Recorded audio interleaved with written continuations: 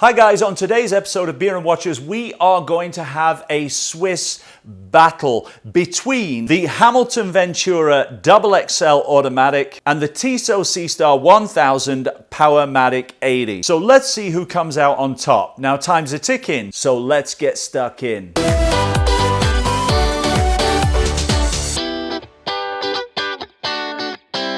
Hi guys, Matt Johnson here. I'm your host of my YouTube channel, Beer and Watches, where every Monday, Wednesday and Friday, I bring you the very best in watch news, watch reviews and craft beer brews. Now, if this is your first time here, please consider subscribing to my channel by clicking on the subscribe link over there to the right of the screen. That's if you're on your computer, and if you're on your smartphone, then click the subscribe link just below this video like I'm showing you on my phone right there. That way you'll become a part of my Beer and Watches family and get my new content 3 times a week without fail. Now, on today's episode, we are going to have a duke it out of sorts of 2 Swiss watch giants, Hamilton and Tissot. We're going to be pairing off the Hamilton Ventura XXL against the Tissot Seastar 1000 Poermatic 80. We're going to take a look at some of the specs side by side, the prices side by side, and in my opinion, see which one comes out on top. So, all that being said, we are also going to crack a beer, so let's get on with it, swing this camera around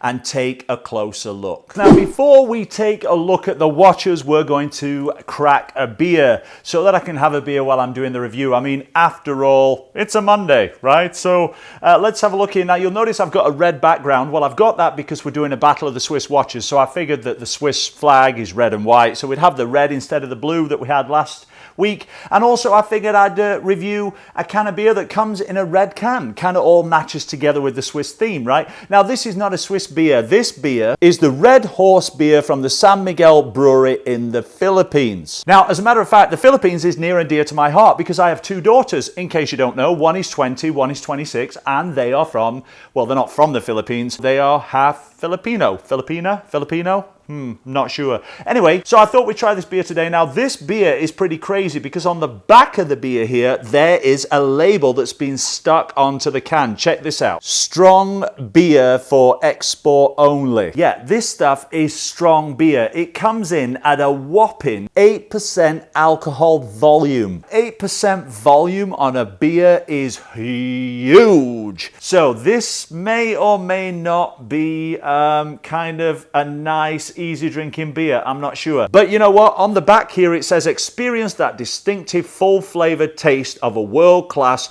premium strong beer. So let's give it a go. It's time to crack it and stack it. Oh, well, it sounded good. Remember, when pouring your beer, always hold your glass at a 45-degree angle and pour for the first 2/3 of the beer nice and gently. And then once you get to the last third of the beer, turn the glass and pour more vigorously to get a good head on the beer. Oh, we're going to go over. Wait, we got to slow that down, guys. This may take a while. Well, the aroma's good. Get that last little bit in there. Waste not, want not. So check it out, guys. That looks really, really good, doesn't it? Golden color, nice head on the beer. And it's got some really, really quick carbonation going from the bottom to the top. I would say a medium to high carbonated beer. So cheers, guys. Cheers to Monday. Cheers to the rest of the week. Let's give it a try. Actually, that's really good. You know what? I was a little bit worried, being 8% alcohol volume, that it was going to be really, really strong and bitter. Because I've tried some beers that are 12% and they kind of taste like liquor with beer mixed in, and I didn't like it. But this one at 8%, it's good. It's kind of warming on the back of the throat, kind of like a licorice. You know, like when you drink a whiskey or a rum, it's got kind of that warming to the back of the throat. This one's got the same, but with the beer, it's not totally heavy. It's kind of between a mild beer and a really, really strong. It's kind of in the nice middle of the road area there. It's smooth, it's easy drinking, but it's definitely got a kick to it. It's definitely a little bit stronger. So if you like your beers, try this. Ask for it in your local brewery. It's the Red Horse Extra Strong Beer from the San Miguel Brewery in the Philippines, and it's exported worldwide. The ingredients are water, malt, cereals, starch, and hops. So there you go. And now let's turn this camera down to the table and take a look at these watches. It's battle time. Ding ding. All right guys, so here we are with the two watches. I've put them back in the boxes so we can kind of see the difference in the packaging and the pricing. Now the Tissot here, well, that comes in at about, well, the time of this video, at about $975 Canadian, which is about 750 US or about 630 euros. That is on the Tissot website, but you can get these more cost effectively at places like Amazon. In fact, this watch right now on the Amazon website, instead of being the Tissot price of $750 US, you can actually get this for just under $500 US right now at the time of this video, which is September 2020, which is incredible. As for the Hamilton itself, well, the Hamilton at the time of this video on the Hamilton website comes in at $1,700 US, $1,700 US, slipped up there, which is $2,200 Canadian and 1,450 euros. But again, right now on Amazon, well, this is actually coming in at $1,345 on Amazon, which is a saving from the Hamilton website for sure of about $350. But you can get these a little bit less and certainly a lot more.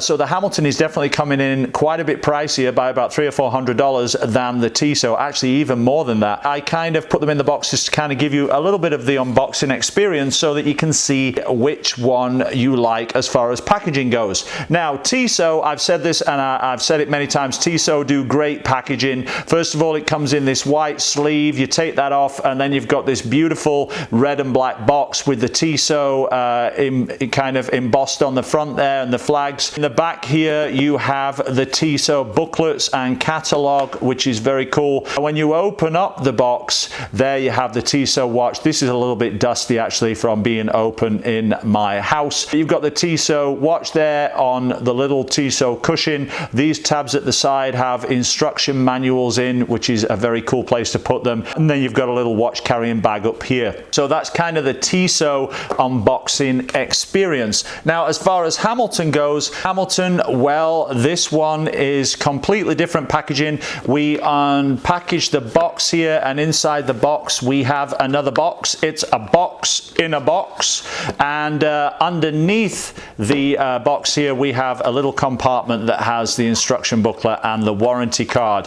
We'll lose that box and show you what's inside. Here is the Hamilton packaging. It's got kind of this black high gloss strip on it with the Hamilton logo embossed in silver on there. And when you open it up, there's the Hamilton watch on a leather cushion. There's the hang tag, and completely different, more kind of standard. But I certainly like them both. I think Hamilton and Tissot do incredible packaging. As it happens, Tissot and Hamilton are owned by the same umbrella company, which is the Swatch Group. Now, you may remember the Swatch Group, Swatch watches from the 80s, those colorful plastic watches. Well, Swatch is a Swiss company, and they now own many brands under their group, including Tissot and Hamilton. So they do actually come from not the same watch house, but the same umbrella watch company. I hope that makes sense. Anyway, we are going to remove the Tissot Seastar 1000 Poermatic 80 from its little cushion here, and we'll get rid of the packaging. We don't need that anymore. And then we'll also remove the Hamilton Ventura XXL from its little leather cushion, and we'll kind of open that up to get a look around that as well, and we'll remove the box and we are good to go. Let the battle commence. Ding ding, here we go. Which one is better? We're putting these two Swiss watches up against each other. We're going to discuss the specs and see which one comes out on top. My studio lights here are kind of bright, so you're going to get a little glare there in the watch from my ring light, but I'll try and keep that as minimal as possible. And we've also got my little measuring tool here, which is my first time using this, which is a digital tape, digital ruler, which will measure things like the lug width and the case diameter, case thickness, stuff like that. Very, very cool. So let's get into this right now. I'm going to go over some of the specs of these two, and then I'm going to put them side by side, and then I'm going to tell you which one I prefer, but I want you to tell me in the comment section below this video which one you prefer, and more importantly, why. So let's first of all take a look at the Tissot Seastar 1000 Poermatic 80. Now, I've done a review of this already on my channel. In fact, I believe it was, upside down. I believe it was actually my first ever review on my YouTube channel. I started my channel in January of 2020. I did one video in January, one video in February, and then starting March 15th, I started doing 3 videos a week every Monday, Wednesday, and Friday. And I've kept that up since March, and now it is September, and I have over 80 videos on my channel. It has been a lot of work. I'm putting in about 30-40 hours a week in filming, editing, thumbnail design, scripting, research, and getting paid absolutely nothing for it. Here is the Tissot Seastar 1000 Powermatic 80. This holds a near and dear place in my heart because this is the first Swiss watch I ever purchased. I always wanted a Swiss automatic watch, and I was working on a cruise ship performing magic, and in the duty-free shop there they had this watch on display, and I absolutely loved it. Everything from the stainless steel strap, which is beautiful, to the blue face and blue ceramic bezel. I could not stop looking at it, so I bought it, and it is now in my possession, and I still absolutely love this watch. So let's tell you a couple of the specs about this. Well, Tissot call it the ultimate diving watch. It's got a water resistance of 300 meters, which is about 1,000 feet, and that water resistance comes because it has got this screw down crown here, which means the crown is going to seal it from water getting inside. You'll also notice that here it's got crown guards to stop the crown getting hit, damaged, or bending the stem of the watch. Now it has luminous hands and hour markers and a little luminous dot there on the end of the sweeping second hand, so it has got some good lume for when looking at this at night. As I mentioned, this bezel is not aluminum, it is ceramic, which is very, very nice, and it's got inlaid with some stainless steel markers there. It's a unidirectional bezel, meaning it only rotates one way. It's got 120 really good clicks. It's super easy to get a hold of. It works flawlessly. It's got good coinage to it, good coinage to the crown. Tissot watches are just spectacular watches. Swiss watches, great build quality, and when you consider the price point on these, they give all the other Swiss watches, even the ones like Rolex and Omega and Breitling, in my opinion, they give them a run for the money. I've had so many comments on this watch because it's such a beautiful color and it looks like $1,000,000, even though it only cost me about $900 Canadian, about 750 US. It really does look like a superior watch, which I say it looks like, but it really is. Now this watch has got well, the movement in this is a Poermatic 80 movement. I'm going to turn it over to give you a little kind of look through the exhibition case back there. It may not actually be focusing on that, it may be focusing on the buckle, but anyway, this movement in here is an ETA Swiss Powermatic 80 movement. It's got 23 joules. It comes in at 21,600 vibrations per hour. Now, interestingly enough, the Tissot and the Hamilton actually have the same movement. Hamilton call it the H10, but it is essentially the same movement. They both have an 80-hour power reserve, which is incredible. While most watches will give you about a day and a half or 35 to 40-hour power reserve, this gives you 80 hours, which means if you take it off, you can leave it for up to 3 days before the movement in there is going to stop. So that is certainly incredible power reserve in this watch. Now, this high-tech escapement that's in this watch doesn't have a regulator. In fact, the rate of this movement is set with a laser in the factory, and then in theory it shouldn't need regulating or resetting.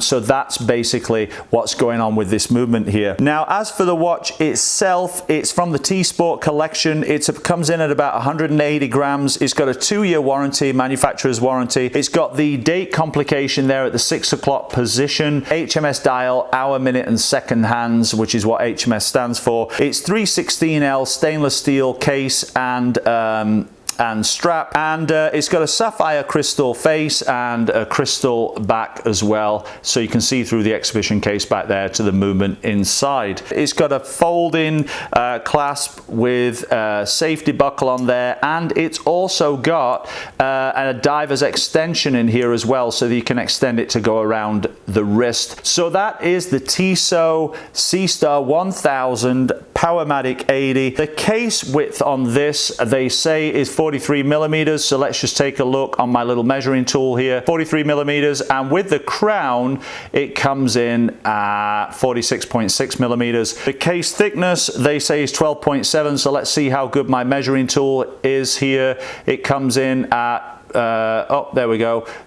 They say 12.7, I've got 13, so it's pretty gosh darn close. As for the strap itself, the strap comes in at 20mm strap, and it's got a lug to lug one side to the other of 49.6mm. It's a beautiful, beautiful, beautiful watch, and as I say, my first Swiss watch, and I absolutely love it. Now, in comparison, we move on to the Hamilton Ventura Double XL. Let's see if we can get a close-up there. There it is in all its splendor and beauty. Now, the first thing you'll notice when compared to the Tissot is a big difference in case shape. In fact, most watches come with kind of this round case, so you get some squares like the Bell & Ross, but this one has got its own very, very unique design. You may recognize it as the watch from Men in Black. It's the watch that those space alien crusaders wear on their wrists. It is also the watch that was popularized by Elvis Presley. Not this particular one. This Ventura Double XL is a reissue by Hamilton. It's bigger, it's chunkier, it's got more presence on the wrist. This particular watch, the original Hamilton, was launched in 1957, and it was actually the first electrical battery-powered watch, was the Hamilton Ventura. In case you're wondering, that was the first battery-powered watch. Now, turning a battery-powered watch into an automatic version was a bold move by Hamilton for sure, but it is a stunner. You've got a stainless steel 316L case there in this triangular shape, very, very futuristic and at the same time retro. The crown, it's a signed crown with the H for Hamilton. You've got an HMS dial, hour, minute and second hand. Now, this dial actually comes in two versions. The movement in this comes in two versions. It comes in an HMS dial, hour, minute, second hand, and it also comes in an HMS dial with date complication, which this one does not have. It's on a rubber or silicon or neoprene strap. It's got a tang buckle with the Hamilton stamp on there, and the strap on this is quite unique because it's kind of inset into the body of the watch here. You can see that very cool. The rubber strap is got the Hamilton printing on the inside, and if we turn the watch over, it has got an exhibition case back. You can see the rotor through the case back there. You can see the movement. Now, as I mentioned earlier, the movement on this is the H10 Hamilton Swiss movement ETA, which is essentially the same movement as the Poermatic 80 movement in the Tissot. It's basically the same movement. It's 21,600 vibrations per hour as in the Tissot, 25 joules in this, and as I say, comes with no date, but it is available with a date. Now, interestingly enough, the way that Tissot with the Poermatic 80 and Hamilton with this one with the 80-hour power reserve, the way they get the 80-hour power reserve is they essentially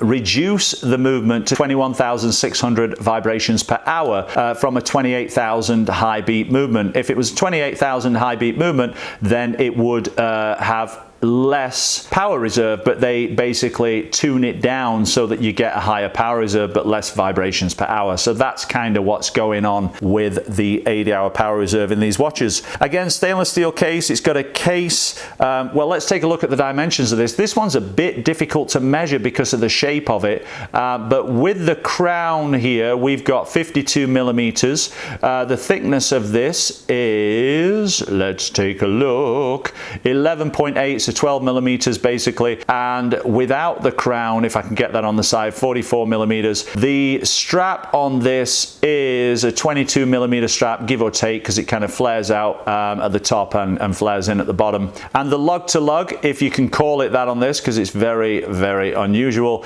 is about 46mm. By the way, I'm loving this. I just got this and it's very, very cool. Got it for like 20 bucks on Amazon. How cool is that? I don't know how it works. How does it know when you move it what the measurement is? Who knows?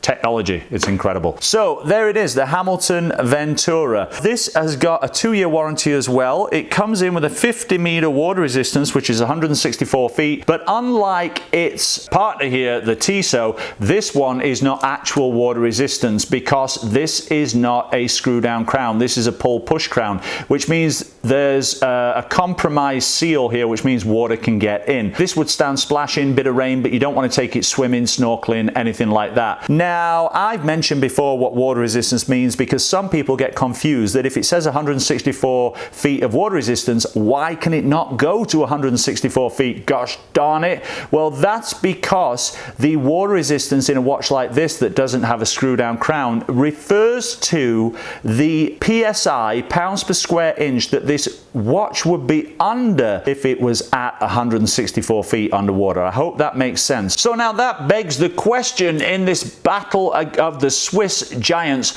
which one is best? Well, that comes down to a matter of opinion. It also comes down to what you're looking for as far as build quality and as far as the functions on the watch, the look of the watch, all that kind of thing. I mean, let's be honest. If you're going for functions, the Tissot clearly wins hands down. If you're going for look of the watch, it's going to depend on what you want. The regular kind of dive round watch or this funky retro modern futuristic watch that's going to get noticed on your wrist for sure, a Ventura XXL. It is down to your personal preference. I mean, this Ventura XXL is more expensive than the Tissot. However, they are both Swiss. They're both owned by the same company, Swatch.